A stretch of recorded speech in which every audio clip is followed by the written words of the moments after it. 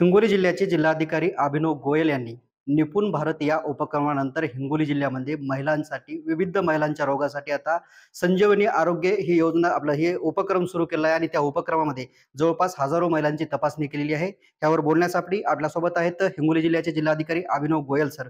खरं तर सर, तुम्ही निपुण भारत नंतर हा महिलांच्या आरोग्याच्या समस्येनुसार एक उपक्रम हाती घेतला आहे।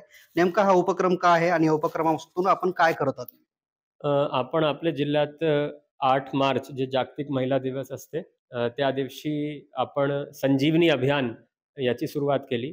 संजीवनी अभियान अंतर्गत विशेष करून महिलांमध्ये जे मुख्य प्रकारचे कर्करोग असतात, त्याच्यामध्ये स्तनांचे कर्करोग, गर्भाशयाचे कर्करोग आणि इतर गोष्टी असेल, त्याच्यासाठी आपण हे मोहीम सुरुवात केलेली आहे। याच्यामध्ये आपण एक प्रश्नावली तयार करून आशा वर्करला ट्रेन केला आणि आशा वर्करला घरोघरी जाऊन महिलांना विचारपूस करायला लावली आणि जवळ-जवळ 3.5 लाख महिलांची आपण डोर टू डोर अशी तपासणी केली आणि त्याच्यातून 13,000 महिला जवळपास असे आहेत की ज्यांना काहीतरी लक्षण आढळून येत आहेत। त्यांची यादी आपण केलेली आहे आता आणि आता या महिला ज्यांना लक्षण आहेत त्यांची आपण पुढचे केंद्र शासनाचे, राज्य शासनाचे प्रोटोकॉल आणि तज्ञ डॉक्टरांमार्फत तपासणी करून त्यांचे टेस्ट असेल, बायोप्सी असेल, ते घेऊन मग याच्यावर आपण उपचार करणार।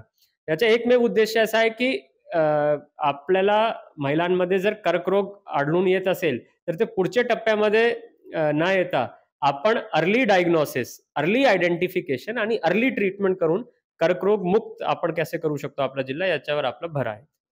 खरं तर सर, काही प्रसार माध्यमामध्ये आज बातम्या चालतात की आपल्या हिंगोली जिल्ह्यामध्ये तब्बल 13,000 महिलांना कर्करोग झाला। काय तथ्य आहे याच्यामध्ये? नाही, हे जे 13,000 महिला आहेत, हे अशी महिला आहेत ज्यांना काहीतरी लक्षण आढळून येत आहेत। कदाचित त्यांना तो कर्करोगचा आजारही नसेल, पण हे आपली जबाबदारी आहे की ज्यांना थोडंफारही काहीतरी लक्षण आहे त्यांना आपण आपल्याकडे बोलून घेणार, तज्ञ डॉक्टरांमार्फत तपासणी करणार। काही महिलांना औषध देऊन छोटीफार शस्त्रक्रिया करूनही आपल्याला दुरुस्त करता येईल आणि मग टेस्ट प्रमाणे आपल्याला त्यांच्यावर उपचार करता येईल। हे जे 13,000 संख्या आहे ते संशयित महिलांचे, ज्यांना काहीतरी लक्षण आहे त्यांचा आकडा आहे। हे काही कर्करोग या महिलांना आहे असा काही गोष्टी नाही, म्हणून थोडासा याला आपण पॉझिटिव्हली बघूया असं मला वाटतं। कारण यांना आपण शीघ्र शोध मोहीम घेऊन यांना आपण आता संदर्भित करतोय आणि यांच्यावर उपचार करून यांना दुरुस्त करू। सर, आपण प्रार्थना करूयात की हे महिला सगळ्या निगेटिव्ह म्हणजे पॉझिटिव्ह येऊ नयेत, संशयित आहेत सगळ्या।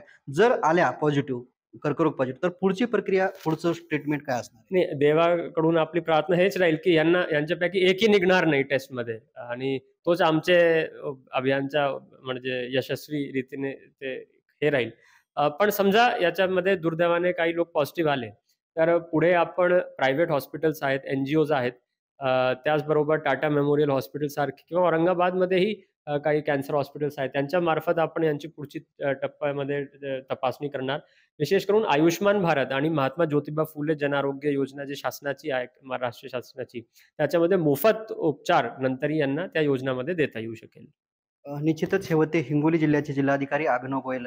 महिला दिनापासून हा उपक्रम सुरू झालेला आहे आणि या उपक्रमामध्ये जवळपास 1500 आशा वर्करच्या थ्रू जे आहे ते 3 लाख महिलांची डोर टू डोर तपासणी केली आहे आणि त्या 3 लाख महिलांपैकी जवळपास 13,000 महिला जे आहेत ते कर्करोग संशयित आढळले आहेत।